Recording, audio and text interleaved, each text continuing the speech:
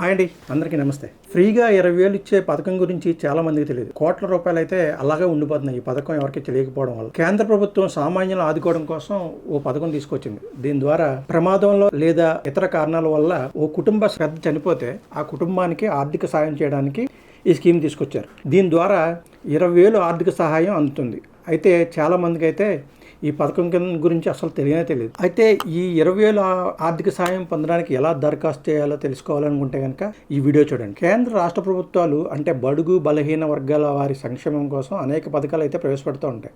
అయితే వీటిలో చాలా స్కీముల గురించి సామాన్యులకు కాదు కదా, పెద్ద పెద్ద ఉద్యోగాలు చేసేవారికి కూడా తెలియదు. అలాంటి ఓ పథకం గురించి ఇప్పుడు మేము మీకు చెప్పబోతున్నాం. అంటే రోడ్డు ప్రమాదంలో కానీ లేదా ఇతర కారణాల వల్ల ఏదైనా కుటుంబ పెద్ద చనిపోతే ఆ ఫ్యామిలీకి రోడ్డును పడకుండా ఆదుకోవడం కోసం కేంద్ర ప్రభుత్వం ఒక పథకాన్ని తీసుకొచ్చింది.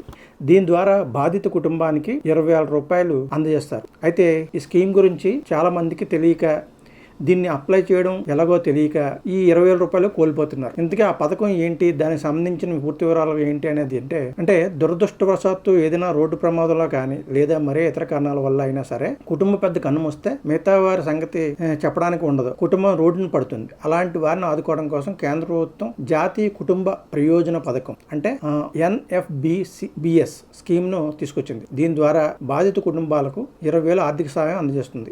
8 సంవత్సరాల క్రితం అనగా 2017లో కేంద్ర ప్రభుత్వం దీన్ని అమలులోకి తీసుకొచ్చింది. ఈ పథకం కింద ప్రతి సంవత్సరం గరిష్టంగా 7,794 మందికి 20,000 సాయం చేసేందుకు అవకాశం ఉంది. అయితే ఈ పథకం గురించి చాలా మందికి తెలియదు. గ్రామం, మండల స్థాయిలో అధికారులు దీనిపై తగినంత అవగాహన కల్పించకపోవడం వల్ల అర్హులైన వారికి చాలా మందికి పథకం ద్వారా లబ్ధి పొందలేకపోతున్నారు. పథకానికి తగినట్లుగా సరిపడా దరఖాస్తులు లేక సచ్ వద్ద 60 కోట్ల నిధులు అలాగే ఉన్నాయి. అర్హులు ఎవరు కూడా ఎలా అప్లై చేయాలంటే గ్రామాల్లో, పట్టణాల్లో నివాసం ఉంటున్న రైతు కూలీలు, అలానే చిన్న చితకా పనులు చేసుకునే కార్మికులు, దారిద్ర్య రేఖకు దిగువనున్న పేదవారు మాత్రమే ఈ పథకానికి అర్హులు. ఈ పథకం ద్వారా లబ్ధి పొందాలంటే చనిపోయిన వారి వయసు 18 లేదా 60 ఏళ్ళ లోపు వయసు ఉండాలి. కుటుంబ పెద్ద అనుకోని కారణాల వల్ల లేదా ఏదైనా ప్రమాదం వల్ల మరణిస్తే అతడి కుటుంబ సభ్యులకు 2 ఏళ్ల లోపు ఎప్పుడైనా సరే ఈ పథకానికి దరఖాస్తు చేసుకోవచ్చు. అప్లై చేసుకోవాలంటే ఖచ్చితంగా మరణ కుల ధృవీకరణ పత్రాలు అయితే అవసరం ఉంటుంది. వీటితో పాటు bank account, Aadhaar card, ration card, కుటుంబ సభ్యుల వివరాలతో పాటు కూడిన ధృవీకరణ పత్రాలు కూడా దరఖాస్తుతో జత చేసి MROకి సమర్పించాల్సి ఉంటుంది.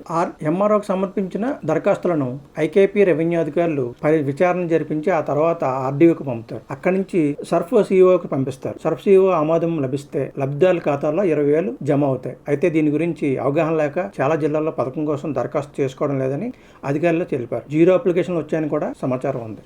ఇప్పుడు ఇటువంటి సమాచారం తెలుసుకొని ఇప్పుడు అంటే ప్రమాదంలో కానీ ఎవరైనా కుటుంబం చనిపోతే తప్పనిసరిగా మీరు ఈ స్కీమ్ ద్వారా సెంట్రల్ గవర్నమెంట్ తెచ్చుకుని ఈ స్కీమ్ ద్వారా పేదవారు అయ్యి ఉండి ఈ అర్హతలు కలిగి ఉంటే ఆధార్ కార్డు, రేషన్ కార్డుతో MRO గారికి అప్లికేషన్ పెట్టుకుంటే మీకు 2 సంవత్సరాల్లో చనిపోయిన తర్వాత 2 సంవత్సరాల్లో ఎప్పుడైనా సరే ఈ అప్లికేషన్ పెడితే మరణ ధృవీకరణ పత్రంతో కలిపి మీకు ఆ 20,000 పొందే అవకాశం ఉంటుంది. అయితే మీ దగ్గరలోని పేదవారికి కానీ తెలియని వారికి కూడా ఈ సమాచారాన్ని అందించండి. అలాగే మీ కామెంట్ రూపాయలు కూడా తెలియచేయండి. నమస్తే.